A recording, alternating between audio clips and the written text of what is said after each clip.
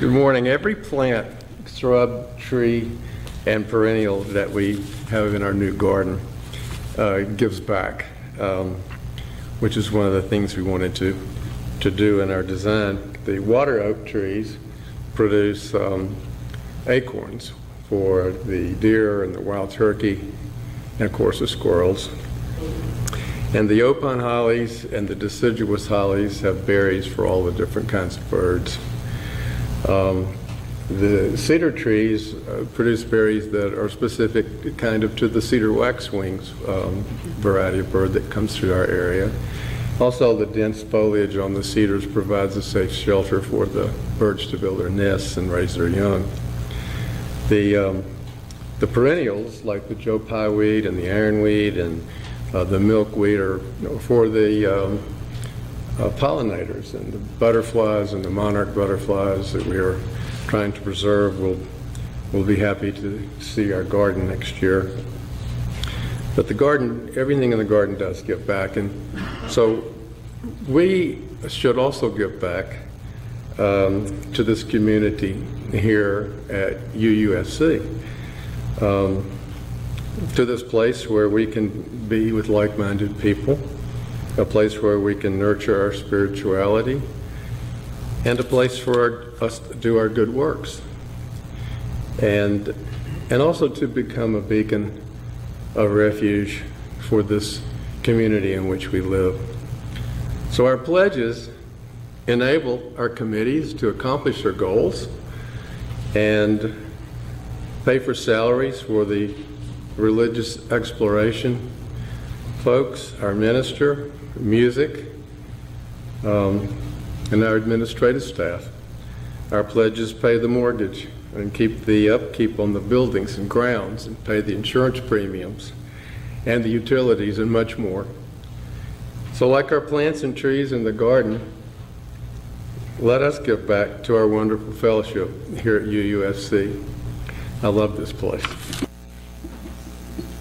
Art has already given a little introduction, but here we are at that time of year when we can say with good humor that we have the Sermon on the Mount.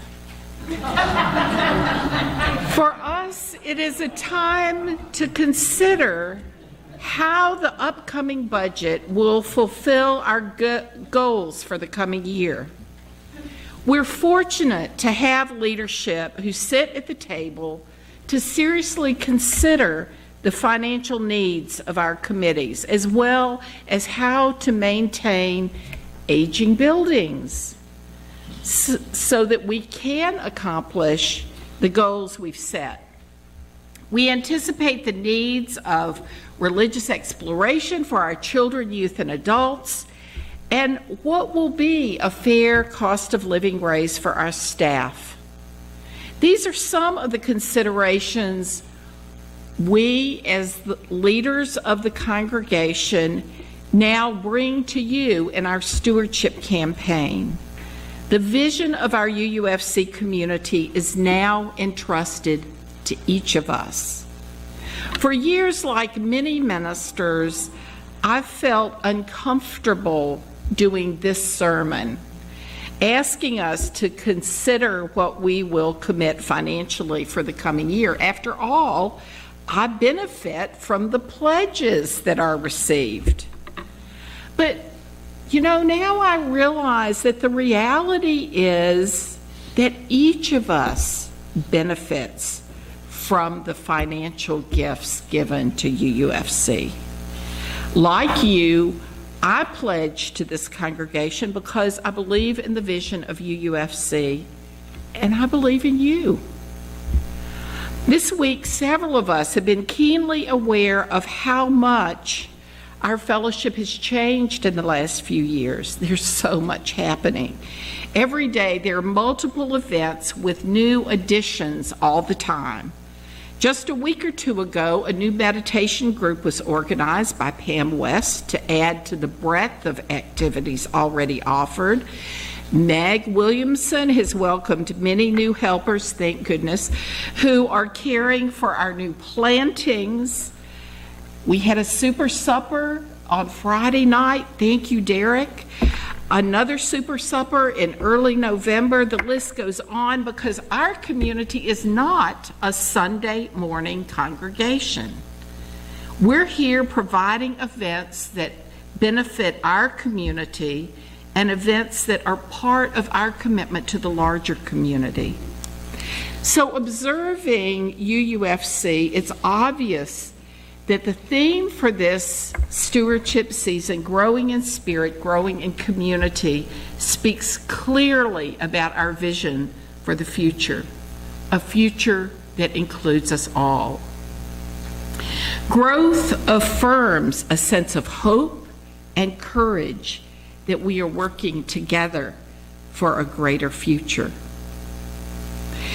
Parker Palmer wrote, "The quality of our active lives depends heavily on whether we assume a world of scarcity or a world of abundance.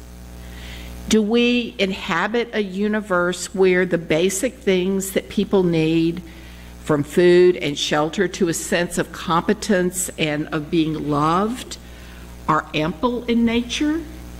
Or is this a universe where such goods are in short supply, available only to those who have the power to beat everyone else to the store? The nature of our action will be heavily conditioned by the way we answer those bedrock questions.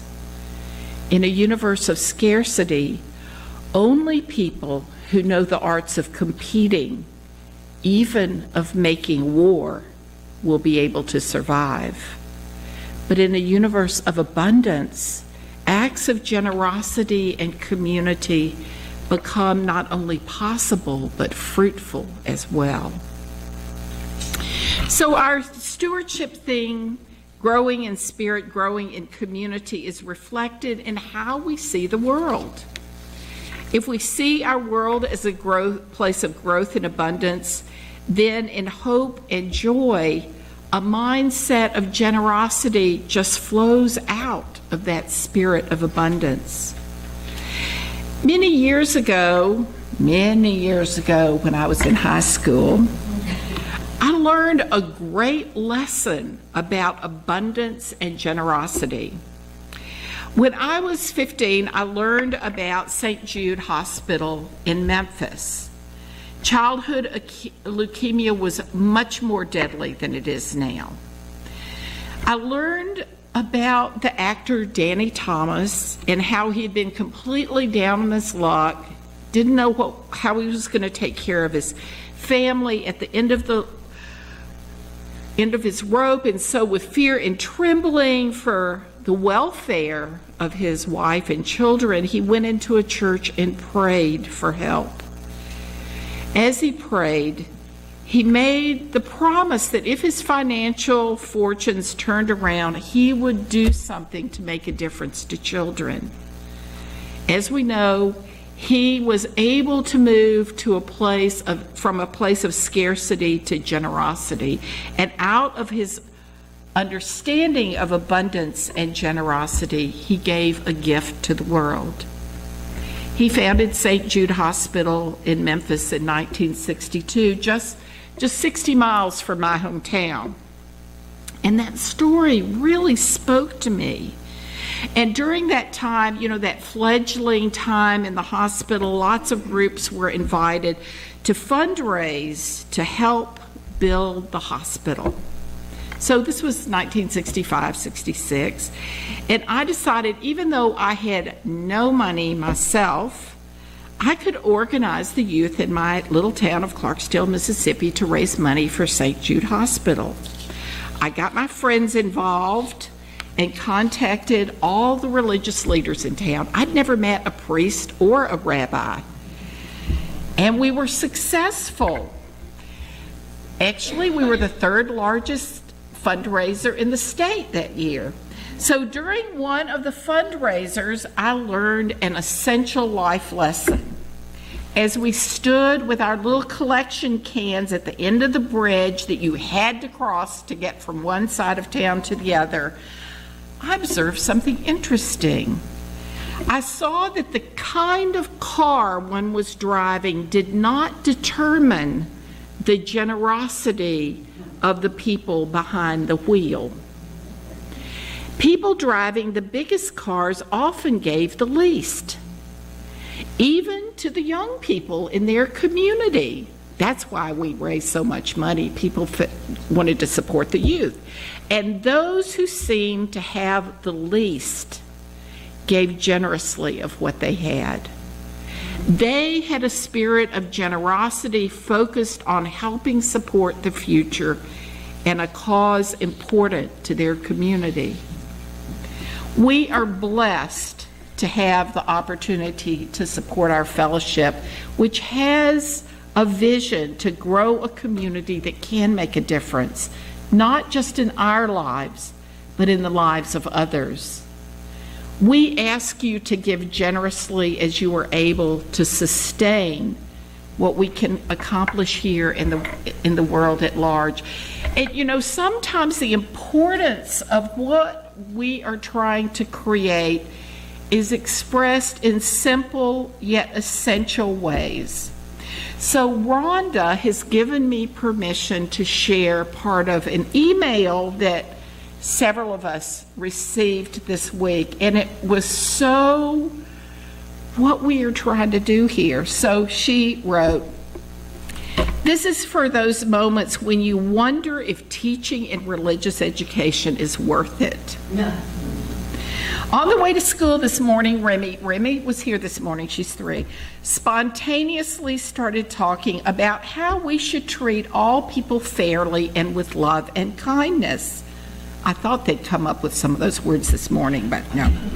They don't perform on cue. Yeah, that's it. That was it. So Rhonda goes on to say, I asked follow-up questions. Where did you learn that? Church.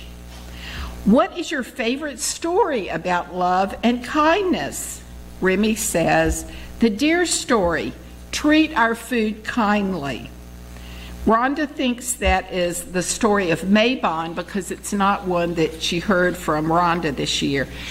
Remy went on to tell her mom about the Wheel of the Year. Then she asked some questions for me. Then she had some questions for me. When was God born? I don't know, Remy. We should ask Reverend Terry.